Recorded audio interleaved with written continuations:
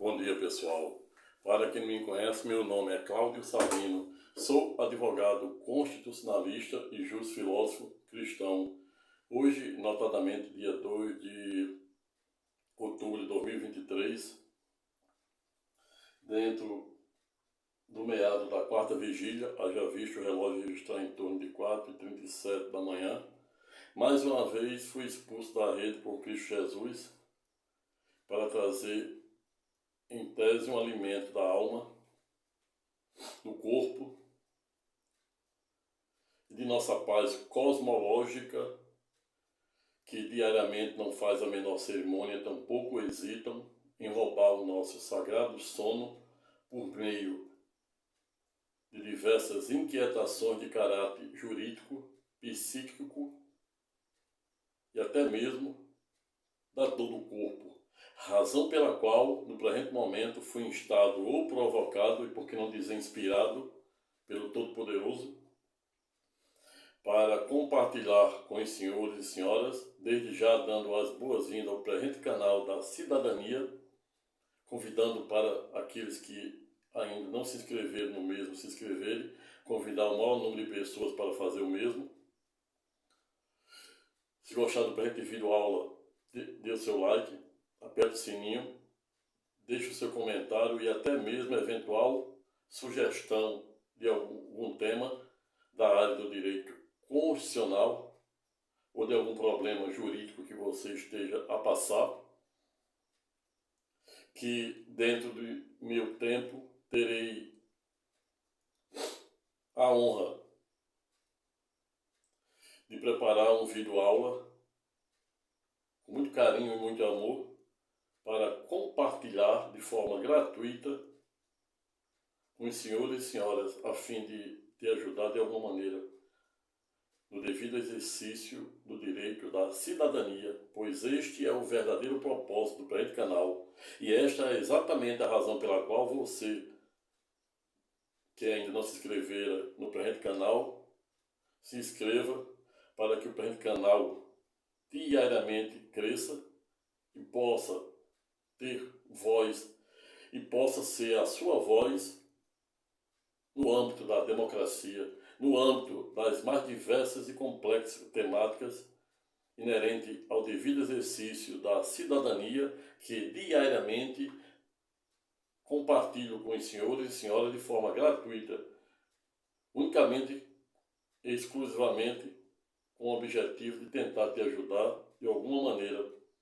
E esta é exatamente a razão pela qual você, se puder, se inscreva no presente canal, para que você possa e passe a ter voz por meio deste que está a vos falar, que é um advogado constitucionalista atuante nas mais diversas áreas do direito público e privado. Pois na vida não existe ninguém tão rico que não precise de algo. Assim como por via reflexa, também não existe ninguém tão pobre que não possa contribuir com algo, ainda que este algo seja uma palavra amiga, de fé, de carinho, de amor, e até mesmo um clique no presente canal da cidadania, que diariamente não olvidará, em dentro da mais ampla e restrita legalidade e legitimidade, tentar te ajudar de alguma maneira com algum problema que esteja te roubando teu sagrado sono. Dito isto, e para que o presente vídeo aula não fique maior do que eu pretendo,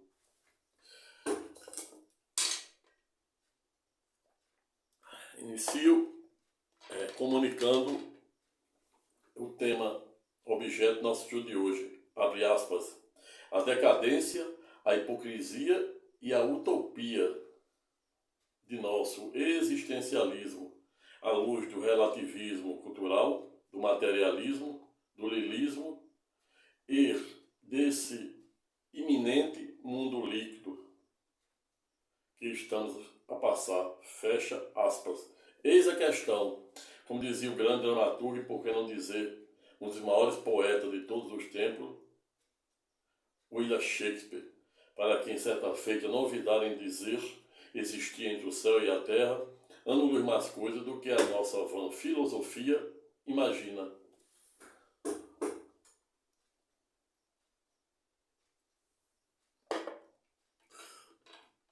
Dito isto, inicio dizendo e lembrando para os senhores e senhoras que vivemos não numa guerra de carne e de sangue, e sim vivemos odiernamente ou atualmente numa guerra de titãs entre o bem e o mal, e por que não dizer, sob o aspecto teológico, vivemos numa guerra entre os principados e os potestados do bem e do mal.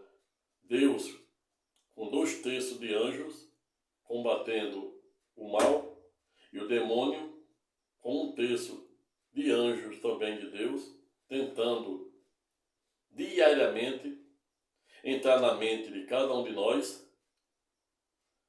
para fazer aquilo que não revela e não reflete a vontade e o propósito de Deus. É exatamente isso que o demônio, não obstante estar nas profundezas da terra acorrentado, mas de lá ele continua com o poder que Deus lhes deu, pois o demônio é o anjo mais poderoso que Deus já fizera no alto de sua infinita grandeza. E apesar dele de representar os potestados do mal, em que pese, lamentavelmente o mesmo, também é dotado de muitos poderes, e não à toa muitas pessoas no mundo inteiro ficam se gloriando a ponto de dizer que está tendo sucesso na vida, que está tendo uma vida próspera sob a perspectiva material, e que tudo aquilo ali está advindo do Todo-Poderoso, ou seja, do Senhor dos Exércitos, quando na verdade está vindo de Satanás. E Satanás, como diz Tiago, nele não há verdade.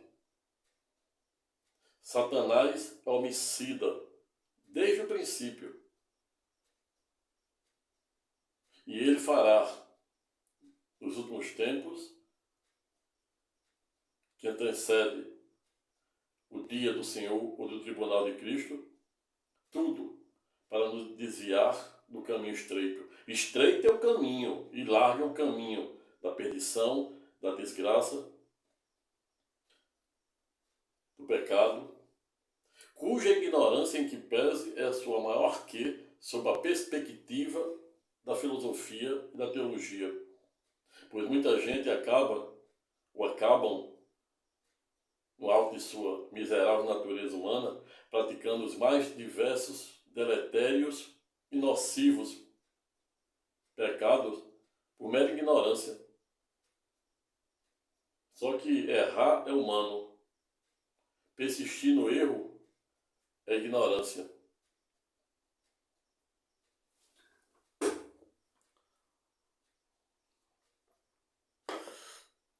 E observamos hoje as pessoas viverem literalmente em detrimento do ter, ou seja, é a excessiva busca do ter em detrimento do ser.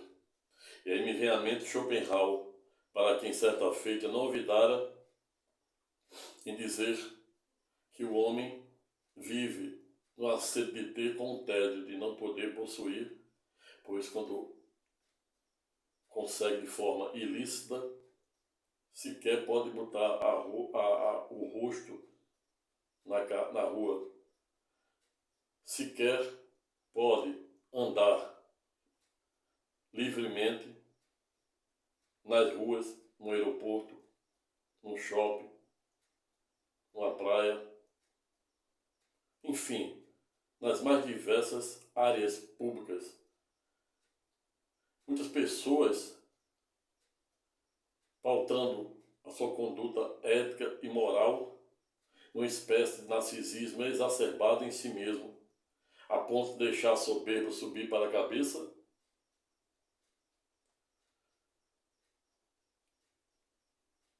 e tomar decisões que acabam que, se de um lado persegue, suprime, restringe, cerceia, pratica injustiças, perseguições e humilhações ao próximo, do outro, por via reflexa, em que pese, também não é nem um pouco demasiado entender que esta mesma ação desviante acaba por aprisionar o seu próprio protagonista, a ponto dele não poder colocar a cabeça no travesseiro para dormir, a ponto dele não poder sair em vias públicas, andar no aeroporto, andar no shopping, etc. São os cárceres mentais, são os aprisioneiros da mente. E aí me vem à mente aqui um grande best-seller, a saber, o erudito, escritor e palestrante, saber, Dr. Augusto Cury, na qual eu tenho na minha mais alta conta, para quem, dentre diversas obras fantásticas, inclusive escrever até como agirmos de acordo com a mente de Cristo, mas o mesmo escreveram também uma obra muito importante, a saber, os cárceres mentais, a ponto de dizer que no mundo existe mais carcereiros da mente do que propriamente prisioneiro por trás de uma grade de ferro, não obstante o número de presos por trás de uma grade de ferro, notadamente em nosso sistema penitenciário, em que pese ser exorbitante. Não à toa, o STJ, na época da gestão de Lewandowski, do ministro Lewandowski, do ministro Toffoli, seguido por Joaquim Barbosa, investiram muito nas clássicas audiências de custódias, que acaba gerando uma injustiça e às vezes um paradoxo, onde pessoas, quando acaba até em tese também, estimulando o crime. Mas isso aí será objeto de outro vídeo aula, onde eu irei verticalizar dada temática bem direitinho para você poder entender os contornos e alcance da mesma. Vejo, portanto, que vivemos, para além de vivermos num mundo de relativismo cultural, social, para além de vivermos num mundo materialista, onde as pessoas vivem numa infinita sede de ter, com tédio de não poder possuir, é o ter em detrimento do ser, uma vida lilista, desprovida de valores éticos e morais, uma vida lilista baseada na tese arminiana, que o homem deve viver a seu bel prazer, diversamente do que defende a filosofia atemporal, a antiga filosofia grega atemporal, a saber, o estoicismo, que diz que o homem, dado a sua miserável natureza humana, em que pese, não deve se envolver com coisas extremas. E aqui atraímos para o presente debate a clássica teoria do Zen, do grande Buda Siddhartha, que vivera expressivo 1500 anos de Cristo.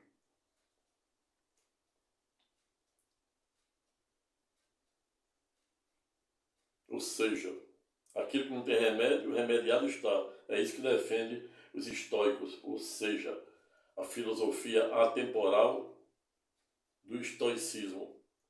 Mas o lilismo consiste exatamente em uma pessoa que vive desprovida de valores éticos e morais.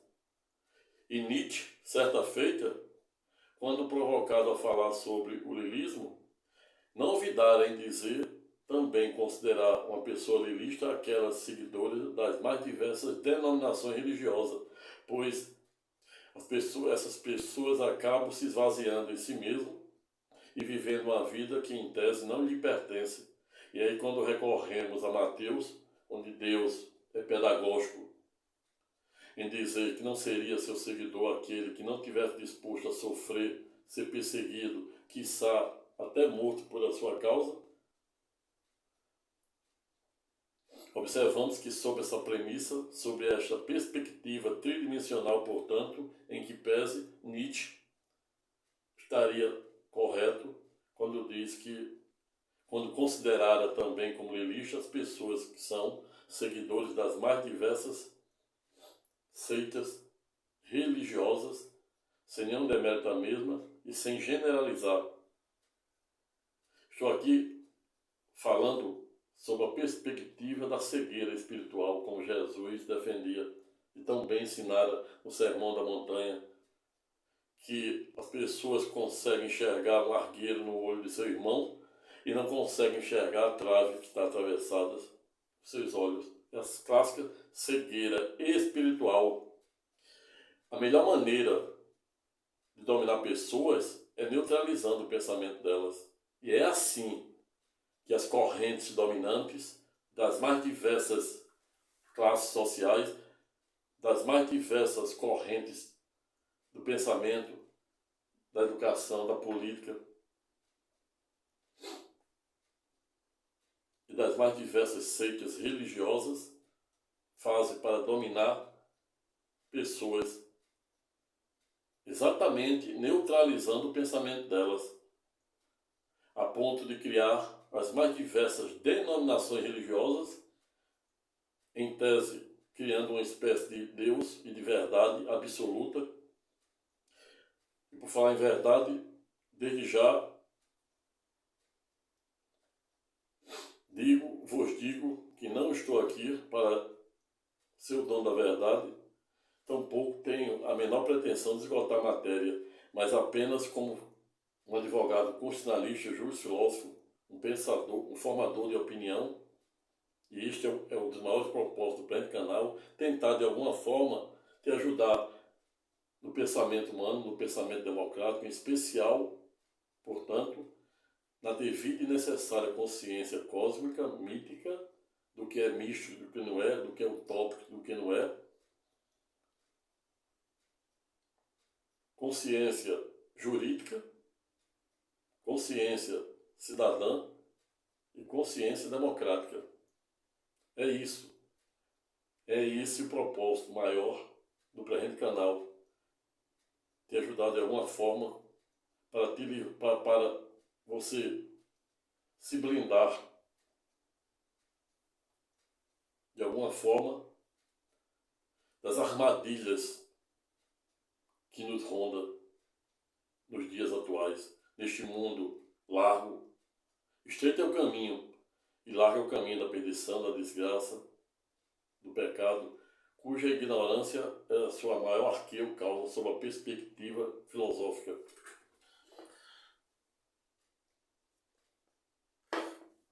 O fato é que ando muito preocupado, muito cético, muito inquieto sobre o aspecto cosmológico, sobre o aspecto jurídico, sobre o aspecto filosófico, sobre o aspecto teológico, com o estado de coisa em que estamos a viver e presenciar nos últimos dias. Uma crise de legalidade e legitimidade a ponto das pessoas deixarem de acreditar nas instituições democráticas de direito. Seitas religiosas das mais diversas denominações, sem não demérito das mesmas, somente para o debate, contribuir para o debate acadêmico, teológico e filosófico e jurídico, portanto, criando uma espécie de estereótipo de uma utópica ou falsa verdade pelas mais diversas seitas e doutrinas religiosas, ou seja, muitas religiões nas mais diversas denominações acabam criando estereótipos, acabam criando verdades absolutas por meio de suas doutrinas, monográficas e unilaterais, a ponto até de algumas desconhecer a importância do Antigo Testamento com o Novo, muitos até intelectuais de proa, juristas, filósofos, cientistas, integrantes das mais diversas pseudociências, neurocientistas, historiadores e etc., fazer os mais diversos discursos apofáticos, às vezes propositivos e algumas vezes até mesmo proativos, no sentido de criar uma doutrina absoluta, uma verdade absoluta, onde seus seguidores só têm uma escolha, que é seguir aquilo que eles dizem, que eles pregam, aquele catecismo. E para além disso, pasmem-se, vão para além, a ponto de criar com estas falsas verdades, com esse falso silogismo, até mesmo novos deuses, remontando os deuses que não eram um pouco da antiga Grécia, da época de Epimênides, da época de Paulo de Tarso, no Areópago, onde 500 anos antes de Cristo, Epimênides passara no Areópago, chegando lá, os céticos gregos, cretenses, perguntavam qual a religião e qual o Deus que Epimênides seguia. Ele disse que o Deus dele era um Deus desconhecido. Os céticos gregos da época disseram: Deus desconhecido? Que história é essa? Epimênides disse: o Deus desconhecido. E aí os céticos gregos perguntaram: onde é que eles estão? Cadê? Onde é que está seu Deus? Hoje ainda aqui tem milhares e milhares de deuses, em cada esquina. É Apolo, Afrodite, Deus do mar, Atenas, etc. Cadê o seu? A Epimênides disse: está vendo aquelas ovelhas? Solte elas. Onde elas pararem é onde vocês devem construir o altar para o Deus desconhecido. 500 anos depois, segundo o livro Atos dos Apóstolos, salvo engano, capítulos 16 a 17 e seguintes, Marcos, remontando essa história, quando Paulo de Tarso, em Coríntios, vai ao mesmo Areópago, na antiga Grécia. Quem não sabe, Areópago era uma das cortes de justiça que julgava os crimes de homicídios e até mesmo de idolatria aos deuses da época. Existia na antiga Grécia também outro tribunal dos Eliastas, que era composto pelas 10 tribos da antiga Grécia, que também já foram objeto de um vídeo aula onde eu falo do julgamento de Deus e de Sócrates. Mas por falar em Sócrates, o pai da filosofia,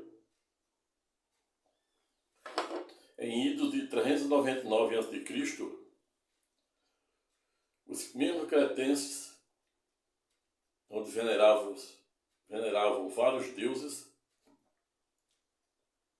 acusaram, processaram, condenaram e executaram com o veneno mais letal da época, a saber, o cicuta, o erudito, o transcendental,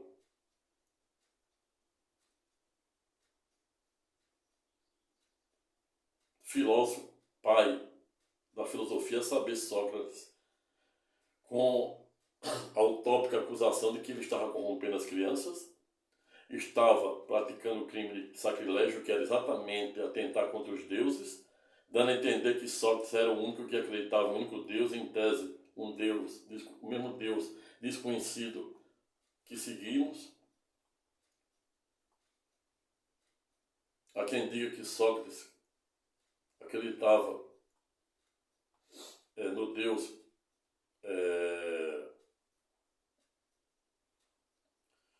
Sócrates acreditava, há quem diga que ele acreditava no Apolo, Mas o fato é que, nos últimos momentos em que antecederam a morte de Sócrates, em idos de 399 a.C., em que pese, quando ele falava com seu querido discípulo Platão, Sócrates fora pedagógico em dizer para o seu querido discípulo Platão que não sabia bem o que era verdade. E em ato contínuo, Platão diz entender como verdade algo não empírico. Sócrates não tinha medo de morrer. E aí, quando falo de morte, nos remonta, né, que só nós ocidentais temos medo da morte. Nenhuma pessoa do mundo oriental tem medo de morrer. Sócrates não tinha, pois ele dizia que se existisse a imortalidade da alma, o fato dele morrer, ele estaria apenas se libertando daquele corpo. E por falar em corpo, me vem à mente uma erudita cantora gospel saber, Ludmilla Feber, para quem certa feita, antes de morrer com câncer, diz ter ido em tese para o terceiro céu, e lá Deus, no alto de sua infinita grandeza, começar a abrir prateleiras, onde cada prateleira daquela saía um órgão novo. É como se Deus estivesse dizendo, aqui você vai ter tudo novo. Você vai ter um corpo glorificado. E para quem não sabe, um corpo glorificado é um corpo como é o de Jesus hoje. Um corpo sem sangue, somente com carne e espírito. Um corpo que atravessa a parede, voa. E foi assim que o Espírito Santo engravidou Maria. Não à toa ela é considerada imaculada. Imaculada por quê? Porque Jesus, do mesmo jeito que saiu por meio do Espírito Santo, entrou e saíra. Maria foi virgem antes, durante e depois.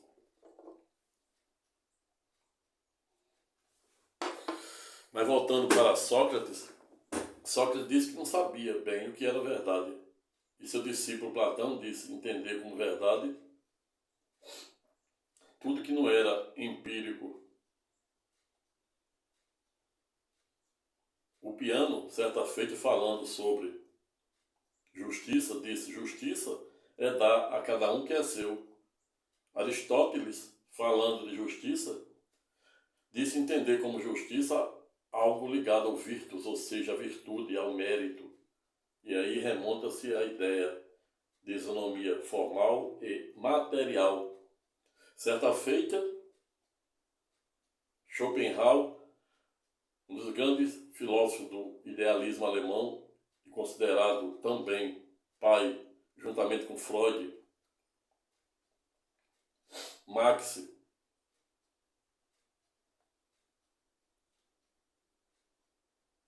Nietzsche, considerados protagonistas do ateísmo e também do idealismo alemão, mas Schopenhauer era considerado um dos filósofos, para além de fazer parte do idealismo alemão, também fazia parte da escola pessimista.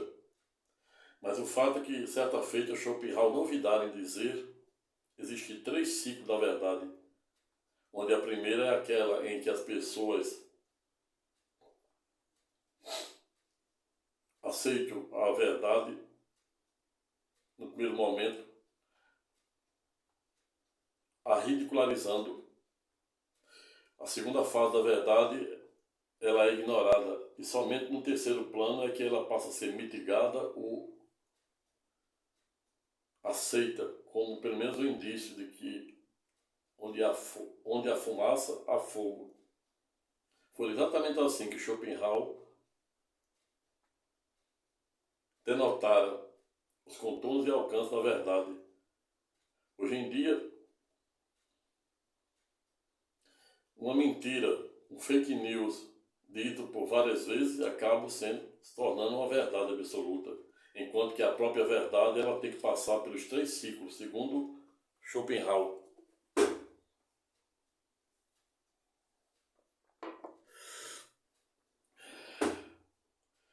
Quando viajamos para Salomão, filho do rei Davi, que governara Israel por expressivo 40 anos, compreendido entre o período de 931 a 971 a.C., o rei Salomão só fizeram um pedido para o Todo-Poderoso que fora por sabedoria para governar sobre Israel.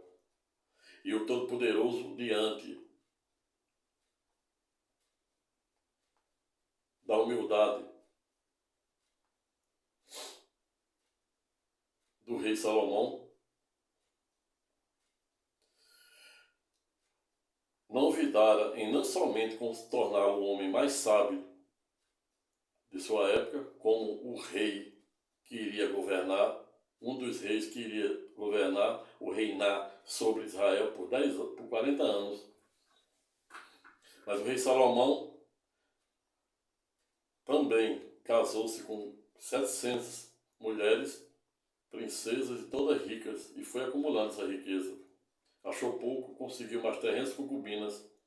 E essas mulheres que vinham de vários reinos, de várias tribos, de várias castas, notadamente mulheres que conviviam com os deuses do Olimpo, que não eram poucos, acabaram influenciando e desviando o erudito rei Salomão daquilo que refletia a vontade e o propósito de Deus. Mas o rei Salomão também nos ensina que existe 3 fases.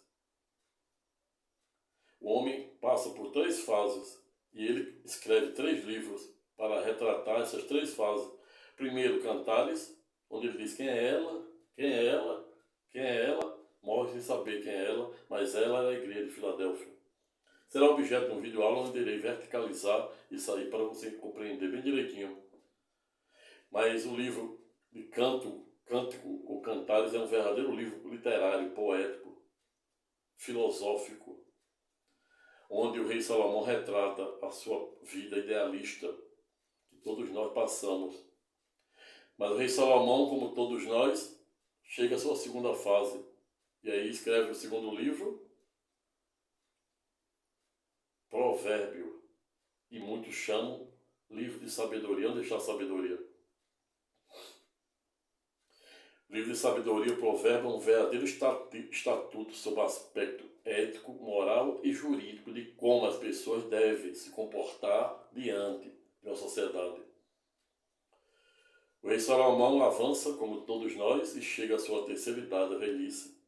Escreve o livro Eclesiastes, a ponto de dizer: tudo passa, tudo é ilusão, tudo é em vão e tudo passa.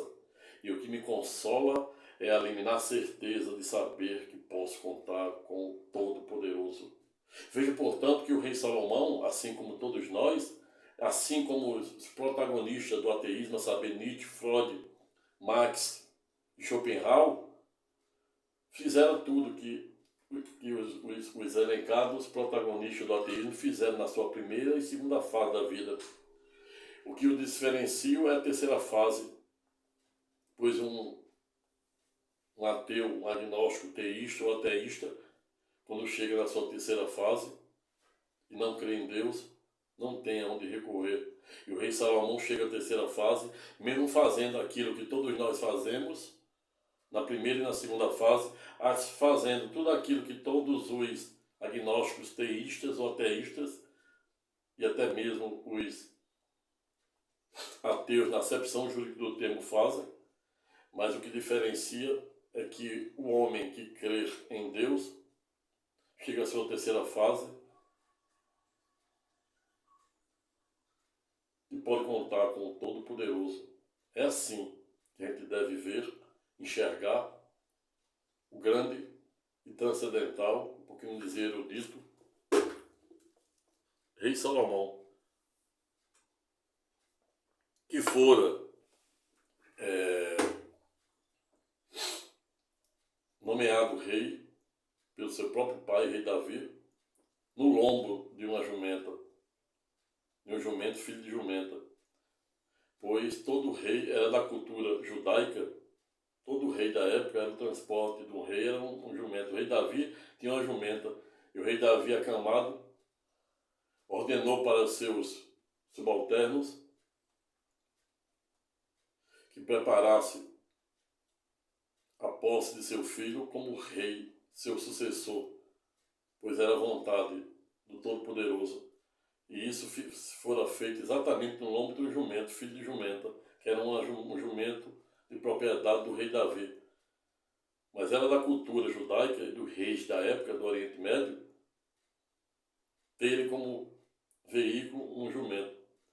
E vocês começam a entender a razão pela qual existe o Dia de Ramos, que é aquele triunfal momento em que Jesus adentra em Jerusalém no lombo do jumento.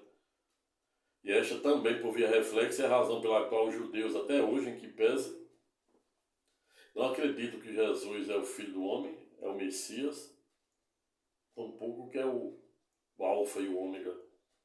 Exatamente porque o Antigo Testamento dizia, notadamente os livros dos profetas, que o Filho do Homem viria como um príncipe, montado numa carruagem,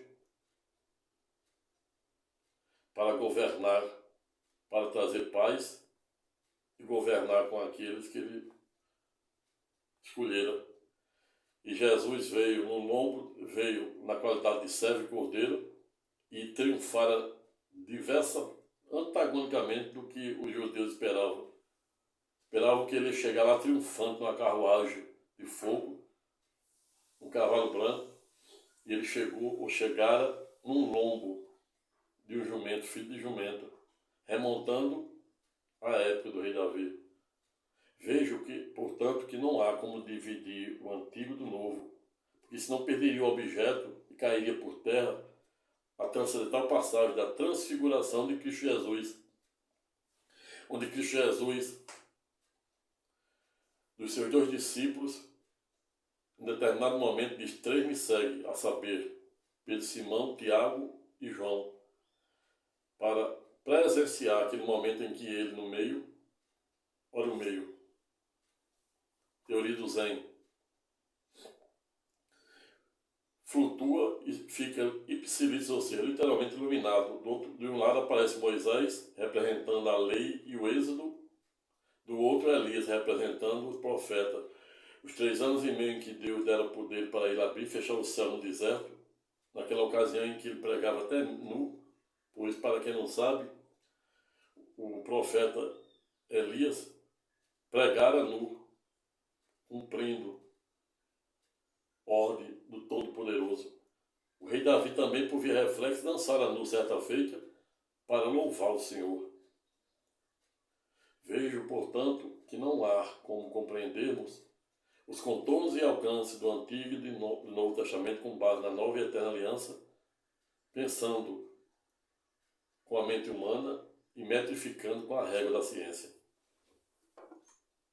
Isso aí a gente pode encontrar um Deus histórico, mas um Deus Logos, Alfa, Ômega, divino, não há como encontrarmos. Vejo, portanto, que aquele período da transfiguração de Cristo Jesus, para além de unir o Antigo com o Novo, ou seja, o Antigo Testamento com o Novo, ele também estava sinalizando para as 2 testemunhas do dia do Senhor, a saber, Moisés e Elias. Pois lá, salvo engano, é capítulo 47 do livro escatológico de Apocalipse, ele não dá o adjetivo, não diz o nome, mas dá as características. E pelas características tudo indica que as 2 testemunhas do dia do Senhor, ou do tribunal de Cristo, em que pese, serão Elias, representando os profetas, e os 3 anos e meio em que Deus dera poder para ele abrir e fechar os céus para chover e não chover, assim como Moisés representando o êxodo e a lei mosaica, que até hoje é utilizada como arcabouço jurídico pelo Estado soberano de Israel, que até o presente momento não aprovaram a sua primeira Constituição Federal escrita. Vejo, portanto, que não vem sendo fácil delimitar os verdadeiros contornos e alcances desse nosso existencialismo, deste mundo lilista, que as pessoas vivem desprovidas de valores éticos e morais, desse mundo materialista arminiano, em que as pessoas a sede de ter com o tédio, de não poder possuir. E me vem à mente novamente Schopenhauer, para quem certa feita disse que quanto maior o conhecimento do homem, maior o seu sofrimento. E eu estou aqui a sofrer com o tino e o tirocínio da razão, no impávido tentativa de buscar resposta e explicação para os inefáveis mistérios de nosso existencialismo, da alma, do corpo e do espírito, que também já fora objeto de um vídeo-aula onde eu falo ou delimito e verticalizo os contornos e alcances da dor do corpo, da alma e do espírito. Nem somente de pão verá o homem, mas de toda palavra que sai ou brota da boca de Deus. 1000 cairão ao meu lado e 10.000 à minha direita, mas nada me abalará, pois o Senhor estará sempre conosco. Podemos até andar nos vales da sombra da morte, mas não devemos temer, pois o vale da sombra da morte é o lugar que Deus usa para construir a nossa fé de forma gradativa, assim como ele fizera com o rei Salomão. E para além disso também nos dá a oportunidade de enfrentarmos os mais diversos e complexos problemas do dia a dia e aprender a superá-los. E para além disso também nos dá a oportunidade de escrevermos os melhores capítulos de nossas vidas no momento da dor, da opressão, da perseguição, pois aqueles que se elevam serão humilhados e os que se humilham serão exaltados.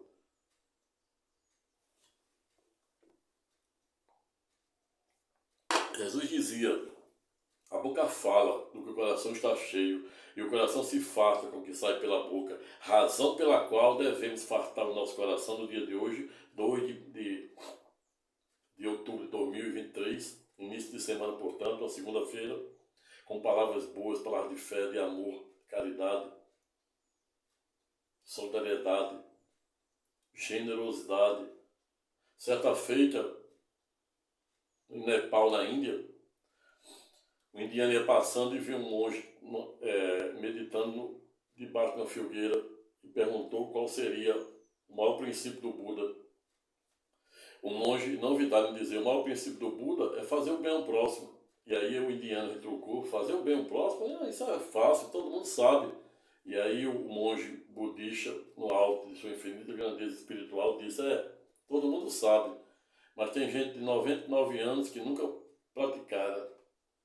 E aí me vem à mente aqui Billy Graham, para quem é considerado como o maior protagonista do avivamento norte-americano. Certa feita, fora pedagógico quando disse que a palavra de Deus é uma bússola. E para além disso, Billy Graham também fora pedagógico quando disse que a fé divorciada de razão é inócua, pois ela não atinge a sua plenitude. E aí me vem à mente o pai da escolástica, saber Santo Tomás de Aquino, para quem certa feita também não olvidar em tentar aliar a fé à razão, refutando em ruptura ao movimento monista de Santo Agostinho, que à época somente disseminava a palavra de Deus por meio do clero ou da igreja. Vem a dualista de Santo Tomás de Aquino, por meio de sua escolástica, refutando o movimento monista de Santo Agostinho, dizer doravante que a palavra de Deus também seria ensinada pelos mestres, ou seja, nas escolas. Vem a imprensa de John Gutenberg, do alemão John Gutenberg, também passa a disseminar a palavra de Deus. Então vejo, portanto, que não devemos ficar presos, adstrito a somente um catecismo das mais diversas denominações religiosas. Não há como entendermos os contornos e alcances dos inefáveis mistérios da palavra de Deus pensando com a mente humana e metrificando com a régua da ciência. Para além disso, diversamente do que defendia Martinho Lutero em Isis de 1517, quando propôs a sua reforma protestante por meio das 95 teses de caráter teológico, jurídico, político, e como a cúria romana estava deformando a palavra de Deus naquela época, veio Madre Teresa d'Ávila refutando esse pensamento, dizendo que mitigando e relativizando, pois não há como entendermos os contornos e alcance dos inefáveis mistérios da Palavra de Deus sem recorrermos à maior amiga do saber, a filosofia. Muitos céticos e muitos protestantes dizem que a Palavra de Deus basta por si só. É claro que o último livro da Bíblia é pedagógico e taxativo, que diz daquele que modificar uma vírgula da palavra. Mas a mesma palavra de Deus, em João 8:12, é pedagógico quando diz: buscais a verdade, e a verdade vos libertará. Aí eu pergunto, como é que iremos buscar a verdade, se não por meio da maior amiga do saber, a filosofia? As diversas denominações religiosas, se não demérito as mesmas, acabam criando uma utopia, uma falsa verdade, e até mesmo substituindo o próprio Deus.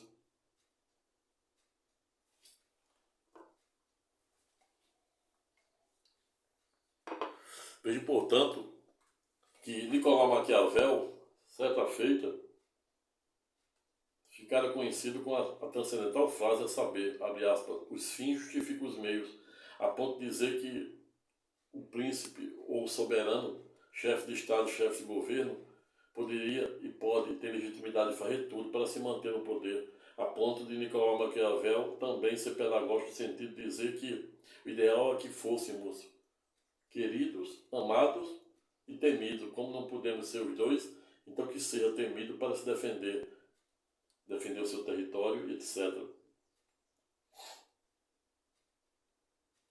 Vivemos num mundo líquido, efêmero, passageiro, quebra de paradigmas, de valores. Como defendia um filósofo polonês que viveu até 2017, 91 anos, Bauman, filósofo polonês que desenvolveu essa tese do mundo líquido, um mundo desprovido de valores ético-morais, um mundo lilista, é um mundo, como defendia o rei Salomão, tudo é ilusão, na terceira fase, no livro de Eclesiastes. É um livro, como se defende Schopenhauer, é um mundo em que as pessoas vivem na eterna sede de ter, com o tédio de não poder possuir. É um mundo lilista, em que as pessoas vivem desprovidos de valores éticos e morais, onde se usa o relativismo para se valer da própria torpeza, onde algo que é ilegal, ilícito ou improbo se torna legítimo quando determinada pessoa passa a ser beneficiada. É um mundo onde utópico, hipócrita, de tal maneira em que as pessoas se aproximam das mais diversas instituições, como maçonaria, clube de futebol,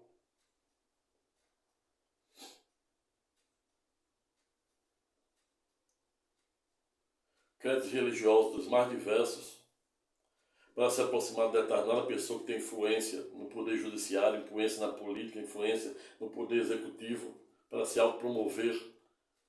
E se de um lado essa pessoa se veste com o manto de um palatino da ética e da moral, do outro cai por terra quando começa a perpetrar essas corrupções, pois as corrupções começam de criança, como eu venho defendendo desde o início, desde o primeiro vídeo aula do presente canal. São os pequenos delitos cometidos no jardim de infância que não são combatidos a tempo e modo, que vão crescendo, tomam o corpo e faz com que o mundo esteja nesse estado de coisa, desprovido de valores éticos e morais. É o que faz com que as pessoas, induzidas a erro, sejam levadas ao estado de erro a ponto de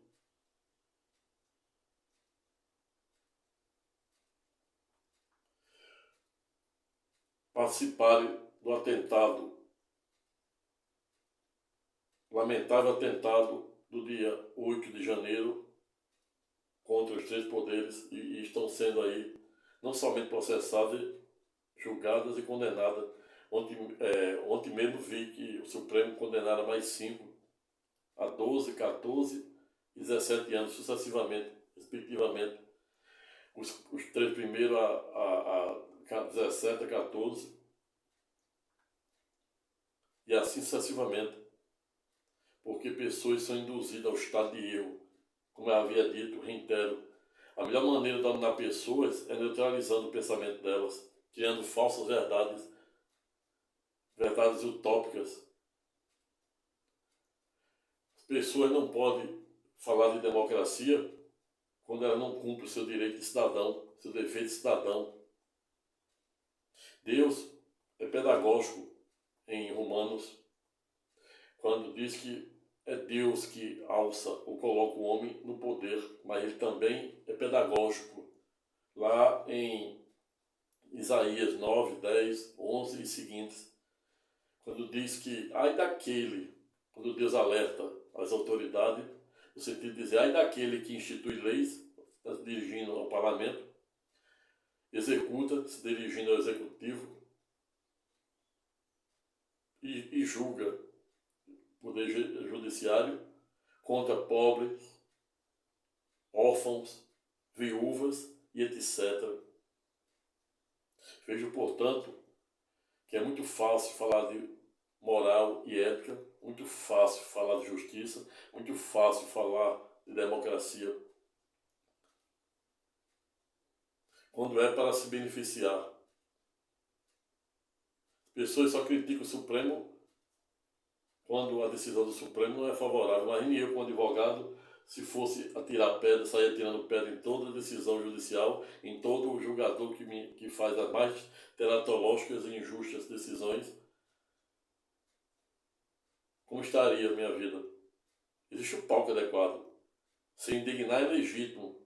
Jesus se indignara no templo, quando pedira para aqueles fariseus que estavam blasfemando na casa do Senhor, fazendo o verdadeiro comércio persa, pediu para que ele derrubasse aquele templo.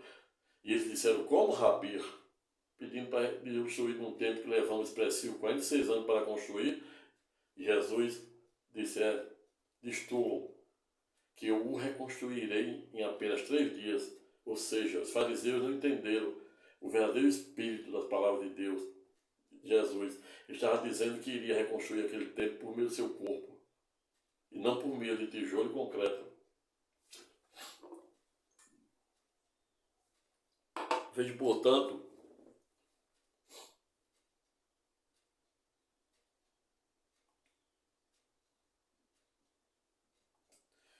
que para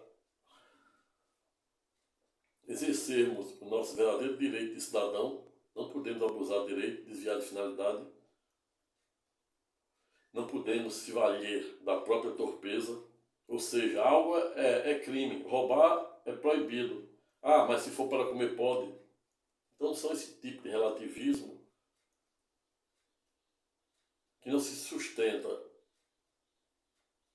a credibilidade da moral e da ética de alguém que, de um lado, se declara um homem religioso, do outro, ele fere e julga de morte a vontade de Deus, pois Deus diz, não devemos apenas cumprir as leis de Deus, mas também as leis dos homens. E Jesus deu exemplo, quando mandou pagar o seu imposto por meio de uma moeda extraída da boca de um peixe.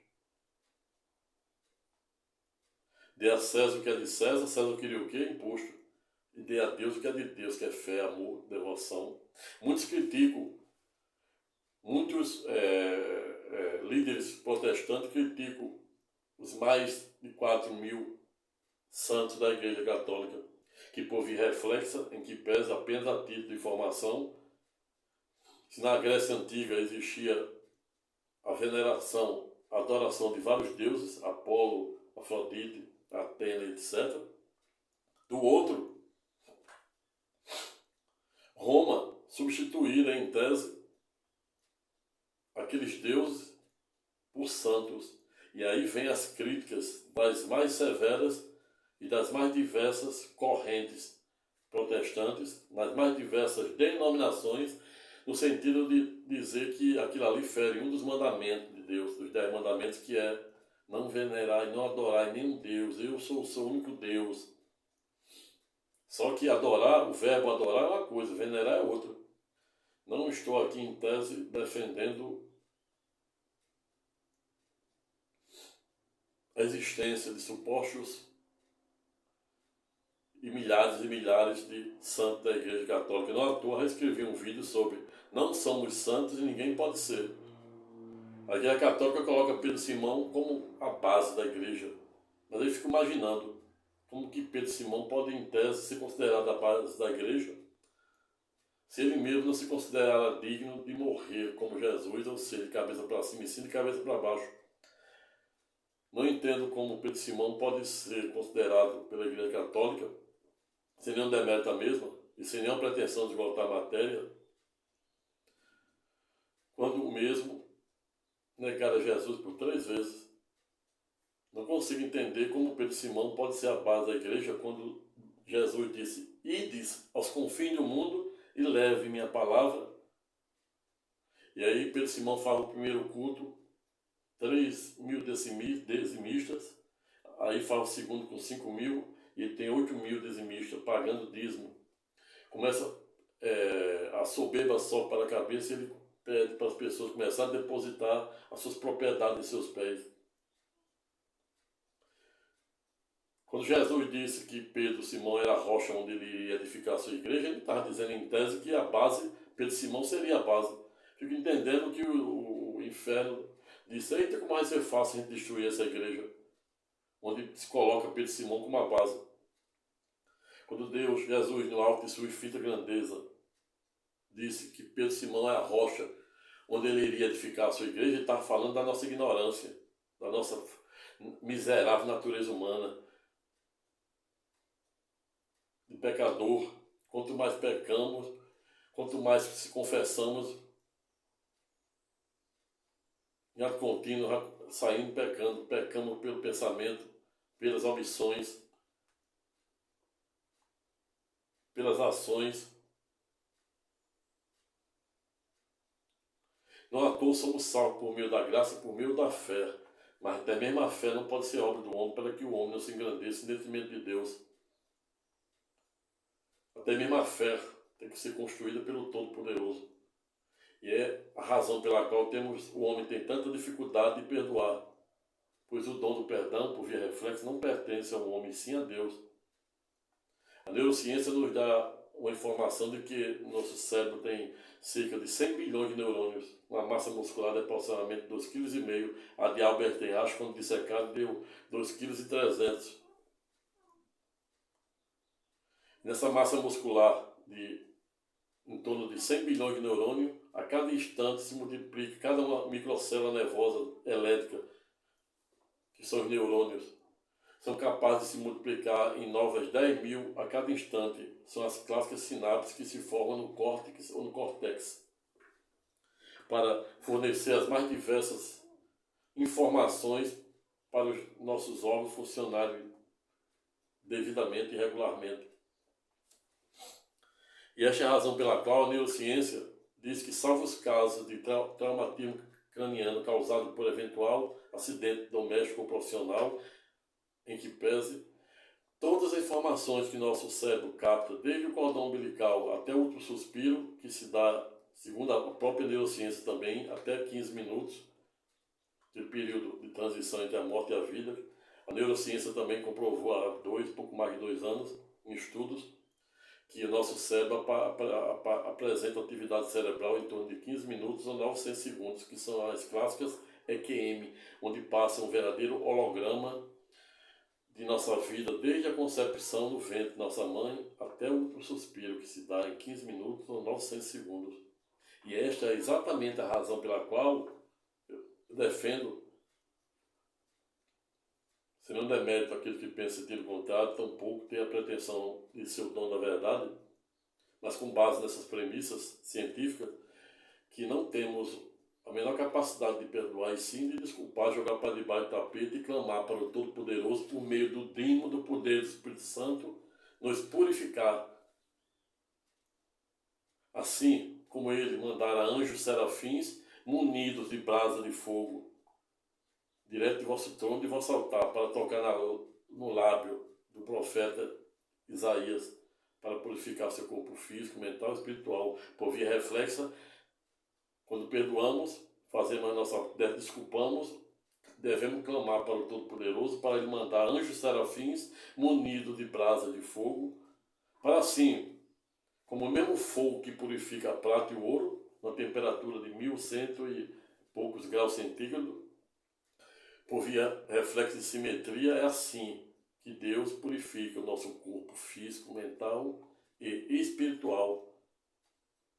Não à toa somos salvos por meio da graça e por meio da fé, e até mesmo a fé não pode ser obra do homem, para que o homem não se engrandeça em detrimento de Deus. Mas o fato é que o homem vive revestido de um materialismo exacerbado, de um narcisismo exacerbado em si mesmo, que o faz crer em muitas situações que é o dono da verdade, mesmo esta utópica e falsa verdade ou falsa verdade, somente tem o condão de aprisionar sua mente. O homem vive no mundo lelístico, ou seja, desprovido de valores éticos e morais, onde a vida não tem valor nenhum. Os crimes dos mais hediondos contra as mulheres, contra as crianças, contra a honra, contra a propriedade.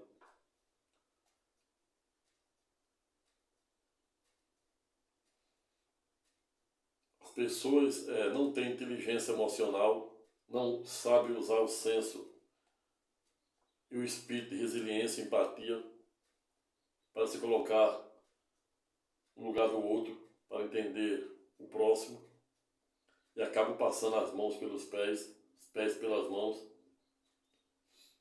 É um mundo líquido, como defende o filósofo polonês Hauman, onde os valores, os modelos, os paradigmas são invertidos. É um mundo efêmero,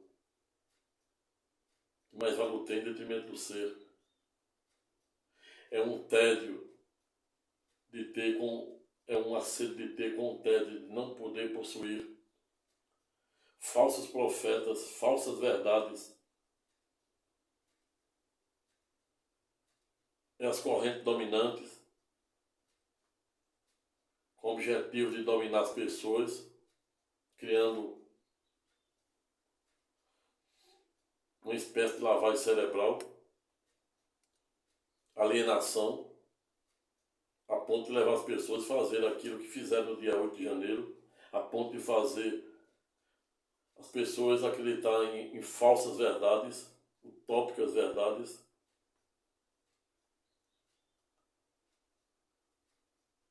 Pois é exatamente assim que as correntes dominantes usam, neutralizam o pensamento das pessoas para dominá-las.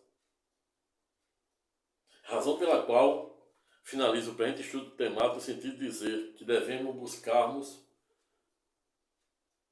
desenvolver a nossa consciência cósmica, mítica, para saber o que é mito, o que é verdade, a nossa consciência democrática, a nossa consciência jurídica, a nossa consciência cidadã, para sabermos dividir o joio do trigo, sabermos o que é certo e o que é errado, sabermos nos livrarmos dos falsos profetas, sabermos nos defendermos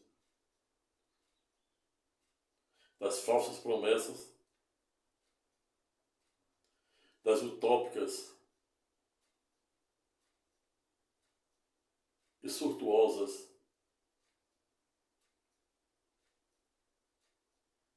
promessas de prosperidade, de sucesso.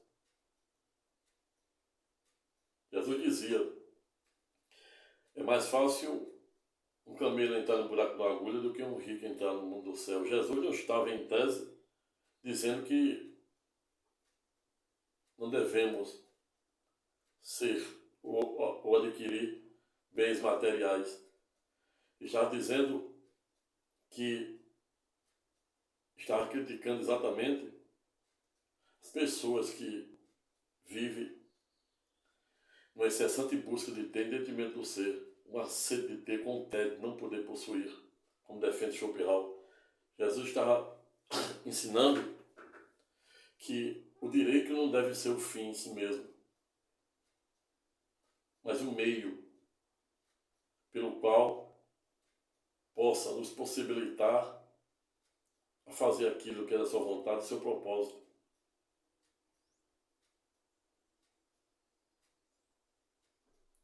Razão pela qual finaliza o presente estudo temático no sentido de dizer que devemos nos vigiar diariamente para termos a devida consciência cósmica, mística, para saber o que é mito, o que é verdade, saber o que é verdade ou é fake news, saber o que reflete exatamente a vontade e o propósito de Deus, saber o que reflete a vontade dos homens, saber, procurar conhecer a Constituição, procurar conhecer os direitos do cidadão, procurar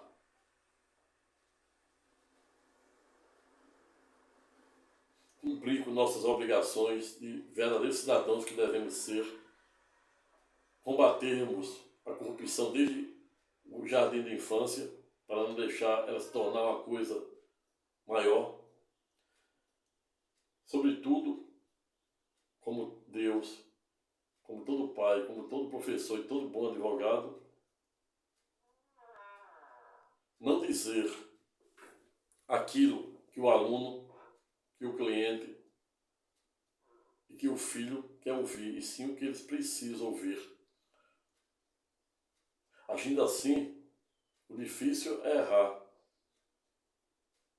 Tenhamos que acabar com essa conveniência de, mesmo passando por cima daquilo que é justo e reto, ético e moral,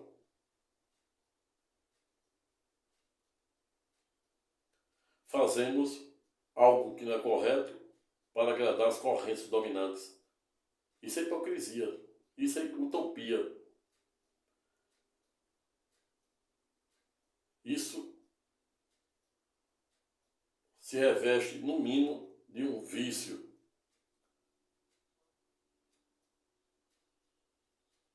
Com ausência de honestidade intelectual, espiritual, filosófica e jurídica. Nem sempre os fins devem justificar os meios. Os fins, em que pese somente, devem justificar os meios quando esses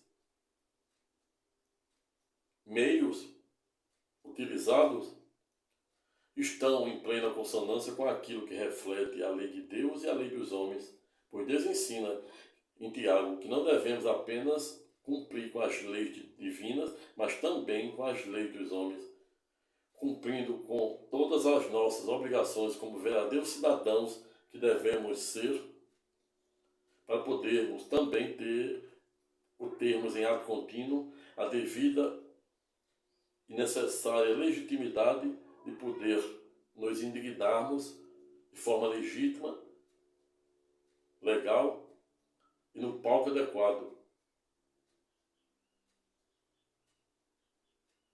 E esta é exatamente a razão pela qual concluo para esse estudo temático no sentido de dizer que nem sempre os fins justificam os meios, como defendia o erudito Nicolau Maquiavel,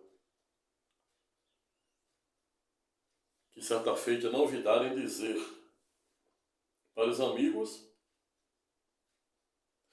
as benesses ou benefícios da lei, para os inimigos simplesmente a severidade da lei.